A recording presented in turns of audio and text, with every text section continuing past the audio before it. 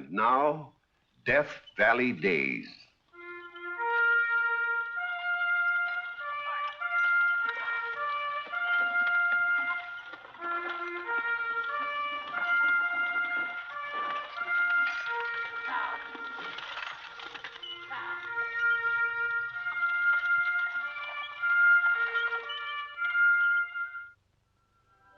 Howdy, folks. I'm the old ranger, and I have another interesting true story for you about the historic Death Valley country. There's nothing like the rivalry between mining camps, each of them trying to be the first in ore output and the biggest population. I even knew of one gold rush town that boasted of having the largest consumption of liquor. But the towns of Tonopah and Goldfield topped them all with a contest over the homeliest man in Nevada.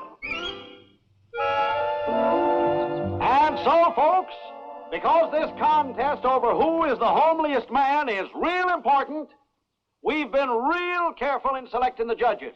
First, Mr. Joe Scarlatti.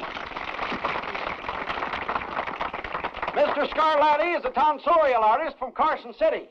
Mr. Sidney Jenks, a traveling photographer with the eye of a camera. And third, Miss Faye Cottrell of Beatty.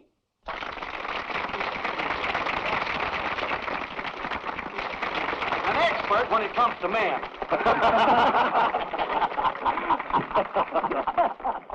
And now for our contestants. Mr. Lou Witherspoon of Tonopah. And Mr. Clem Scobie of Goldfield.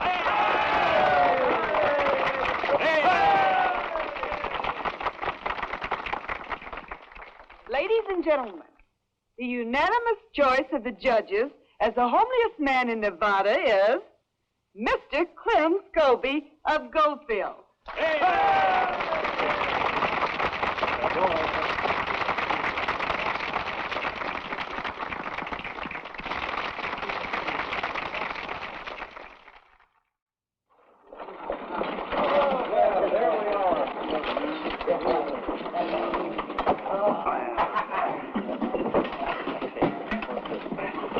I'm going to have to lead the Grand March. Yeah, who's the lucky girl this time? Lacey. Oh, I'm taking Winnie. Well, she's no beauty, but boy, can she trip the light fantastic. Pretty good. What girl are you bringing to the dance tonight, Clem? Why, what girl go with him? oh, I don't know. Hey, he may be right at that. There's that nearsighted female who works down at the telegraph office. If he'd catch her sometime with her glasses off, she might say yes.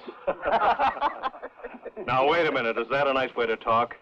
Clem here's a world beater, a title holder. Yeah, but it ain't the kind of title that gets you a girl. Hey, Clem, you ever had a girl? Sure. When? What? I got one now. Yeah, what's her name? Oh, you wouldn't know her. She's from away. When did you meet her? Oh, last time I was down in Beatty. She's the prettiest girl west of the Rockies. You got a picture of her? What difference does that make? Oh, we're from Missouri, Clem. Well, I'll show you. But when? When are you going to show us? Soon. Tonight? The dance? Maybe. Now, that's fine. We'll be waiting for you.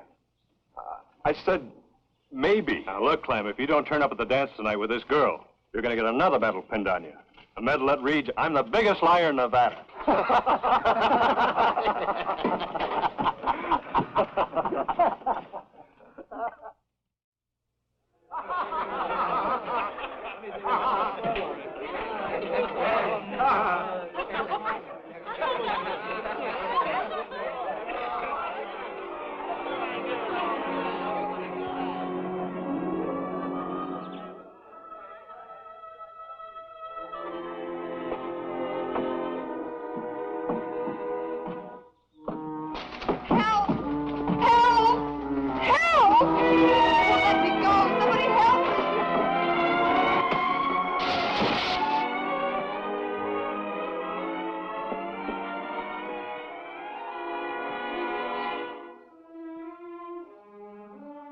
You all right, ma'am?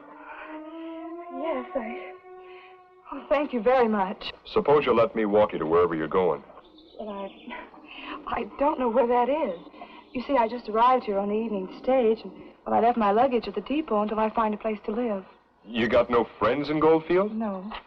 Well, I'd recommend Mrs. Axton's on Crook Avenue. Crook? Don't let the name scare you. She's a very nice woman. Runs the best hotel in Goldfield, as well as the best restaurant. Restaurant? Maybe she'd give me a job as a waitress. Won't do no harm to ask her.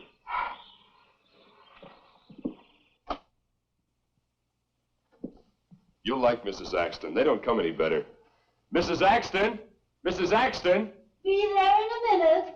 Sit down if you've a mind to. I'll turn up the light.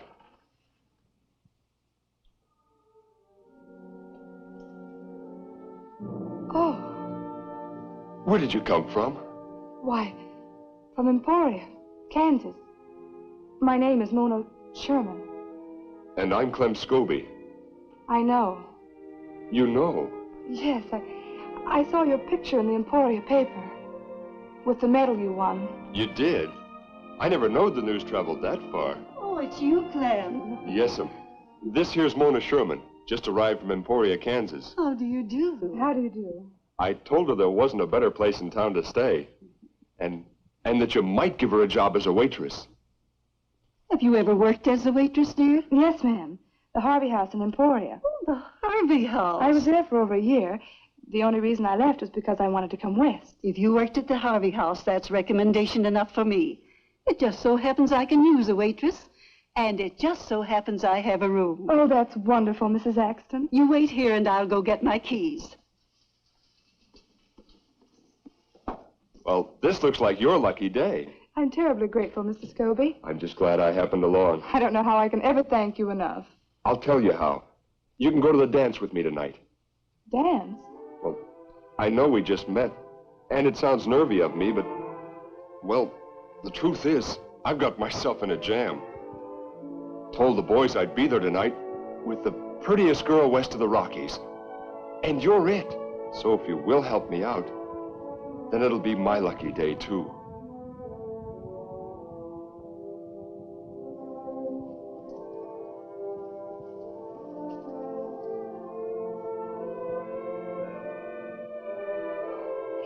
Mr. Scobie has just asked me to go to a dance with him tonight. Oh, I hope you do. It'll give you a chance to meet the young folks.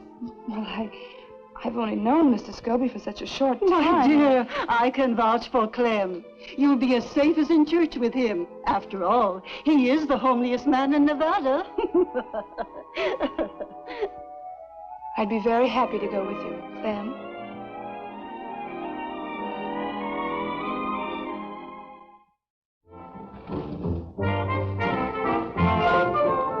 Rigged up a medal that says, I am the biggest liar in Nevada. And when he shows up, we're going to give it to him.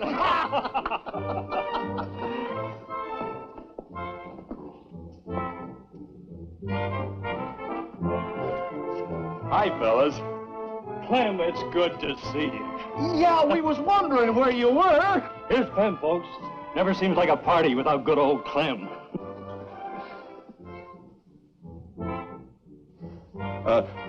This is Miss Mona Sherman. Friends of mine. How do you do? Pleased to meet you. How do you do? My, that certainly good dance music. The trouble is, Clem doesn't dance. You don't?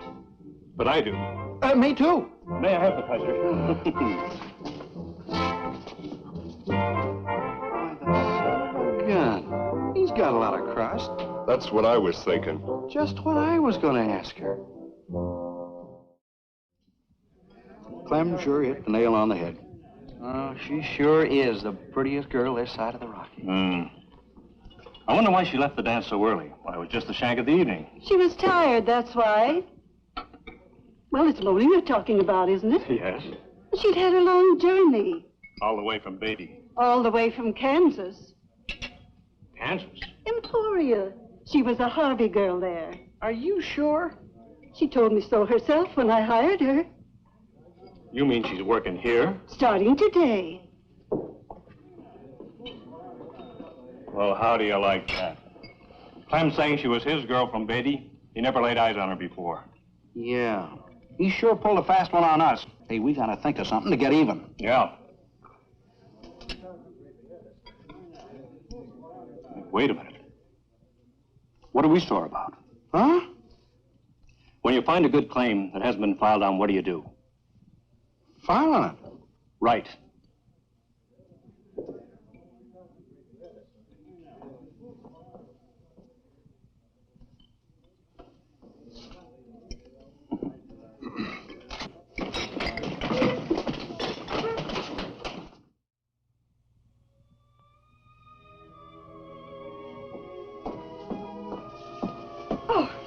Hello, Clem. I thought if you weren't doing anything tonight, but you are. I'm afraid so. Bruce Cartwright is picking me up in just a few minutes. Oh. Well, how about tomorrow night?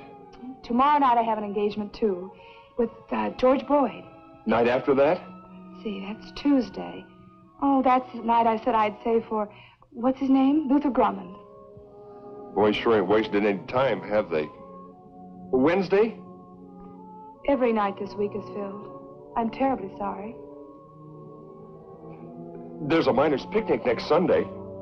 I know. Bruce is taking me. Again? I mean, well, you're going out with Bruce tonight. You bet she is. How are you, beautiful? Oh, just fine, Bruce. I am sorry. So am I. Well, see you later, handsome. Yeah.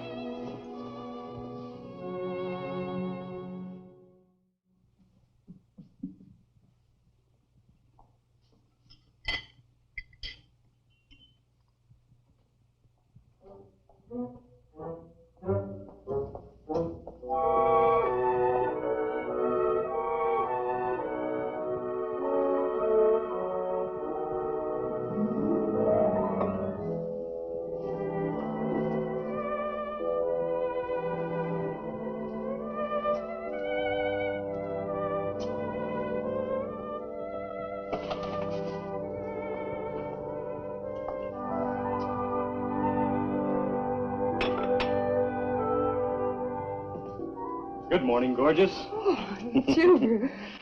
Are you responsible for these? Do you like them? Oh, I love them. I'm glad. They just suit you. Thank you very much, Bruce.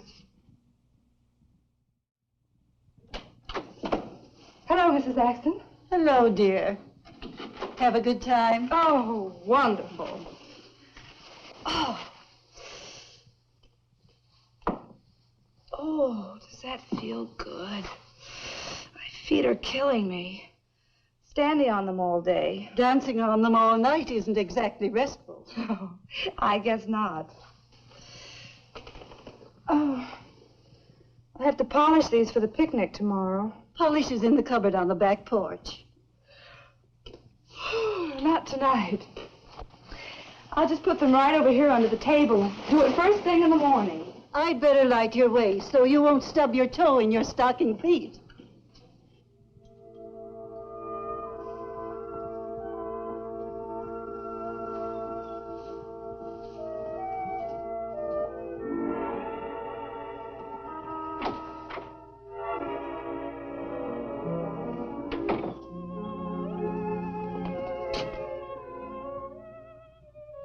I just sort of happened to overhear what Mona said, and I'm pretty good at shining shoes.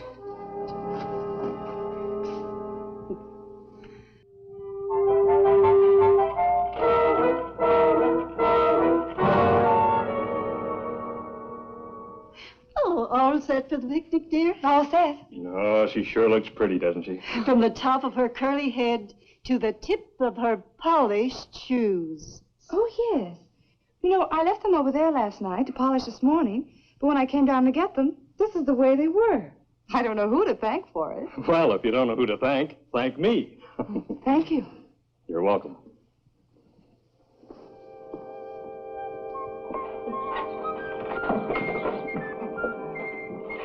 You know, I've never been to a picnic like this before. No, you'll have fun. I'll see to that.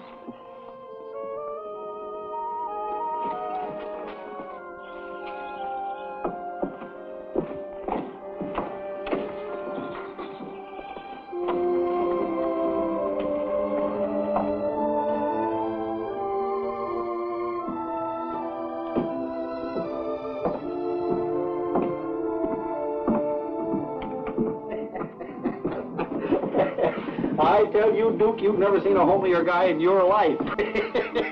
Oh, there he is now. Hey, look, go on up to him and ask him to show you his medal. Go on, have some fun. Well, hello, handsome. Hello, you horse thief. Now run out of the Call me a horse thief. Then don't call me handsome. That's telling him, Clem. Defend your honor. You didn't think I meant it, did you? That's why I didn't like it. You see, when folks I know poke fun at the way I look, I can grin at it and figure they're joking. But when a stranger does it, then it's an insult. And I don't like insults. Well, then you sure must hate that face of yours, because it's the biggest insult I ever saw.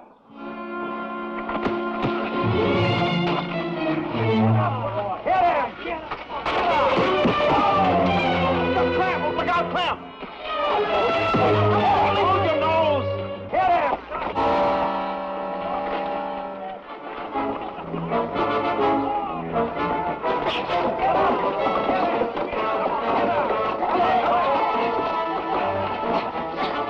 Don't kick it on the chin! Let him have it.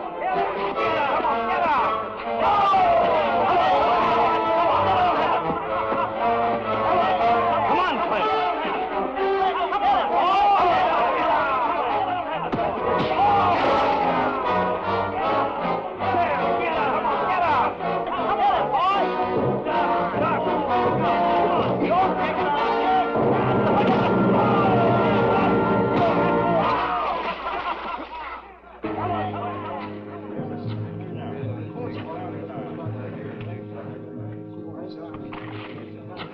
I've had enough.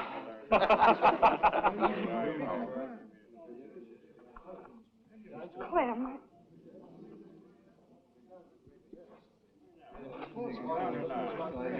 You look somewhat the worse for wear, Duke. Yeah, we'll have to give Clem another medal. For plenty. you ought to be ashamed of yourselves. Well, what did we do? Well, you had something to do with it, I know that. You're always laughing at him, holding him up for ridicule, humiliating him. No, he loves it.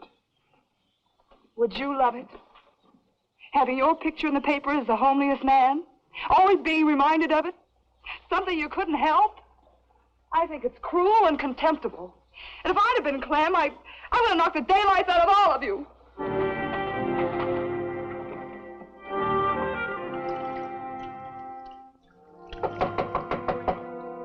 Who is it? It's me, Mona.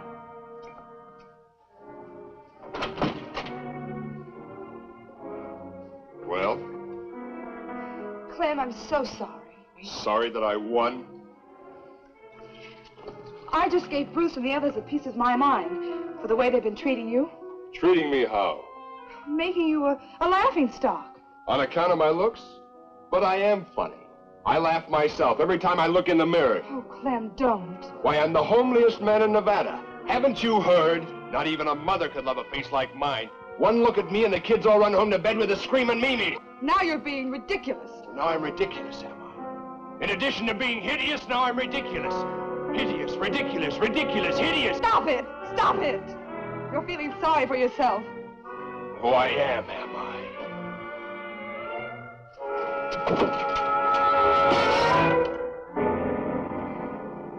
My face, I don't mind it.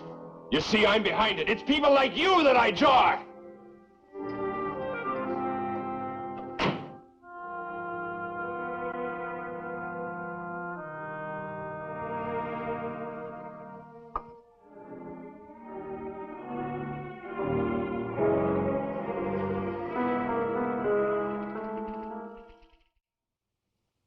When you've lived in a mining camp longer, honey, you'll understand how the fellows carry on. I could never get used to it. Blackguarding each other. But it's all in fun. The boys are fond of Clem. Then why do they hurt him? Because he is hurt deep down. I don't care how he tries to laugh it off. I believe you're fond of him yourself. I feel sorry for him. Oh, there's no doubt how he feels about you. All the nice little things he does for you. Bringing you flowers, polishing your shoes, and... Clem? Oh, I thought it was Bruce. It was Clem. What was that? An earthquake? Mine explosion!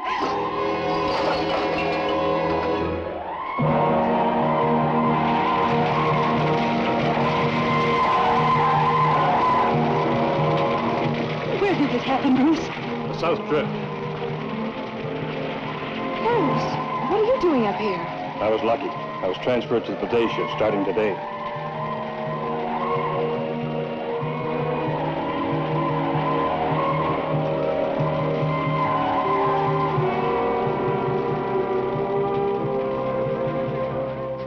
Who is it, George? Clem. Dead? No. He might as well be. The explosion got him right in the face.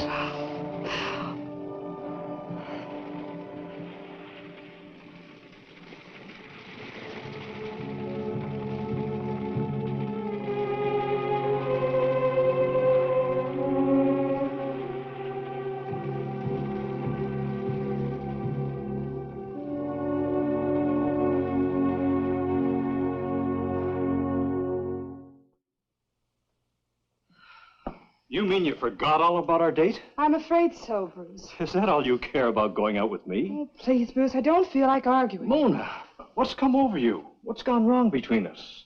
Do you really want to know? Sure. There's the reason. But I don't see anything wrong. No, you wouldn't. It's just that I can't stand that handsome face of yours anymore. Mona! And the conceit that goes with it. The complacence. But You never get in fights. No. Nor mine explosions. Or anything that would mar that manly beauty. Mona, listen. I haven't got time. I'm taking the first stage out of here. Where are you going? To Los Angeles. To the hospital. To see Clem Scobie.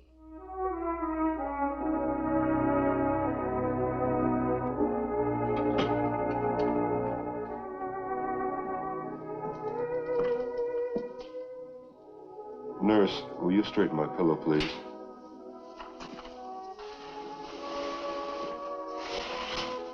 Hello, Clem. Mona, They said I could only stay 5 minutes. what brings you to Los Angeles? What do you think? You didn't come all the way from Goldfield just to see me. Yes. Not much to look at but bandages. The boys sent their regards. Thanks. They really feel terrible about you, Clem. Well, better it happened to me than anyone else. At least I had nothing to lose. Don't say that. And I got a lot to gain. I've been talking with the doctor here. What do you call him? A plastic surgeon. He's going to make me a whole new face. Honest? It'll take time, of course, and a lot of operations. But he says it can be done. I'm going to order a square chin and a Grecian nose. I'll be better looking than Bruce. You'll never recognize me. Mona, what's the matter? It's just that I'm going to miss your old face. The ugliest mug in Nevada. Not even a mother could love it. I love it. Mona, you don't mean you could love a fella looks the way I look. Oh, yes, I do. Mona, honey. Well, patient's feeling better, I see. Doc, you don't know how much better. I'll come back later. Tell me, Doc, how do you go about this face filling business? What do you use for a guide? A photograph of the patient, generally, if there is one. There is. If you look in my wallet in that drawer.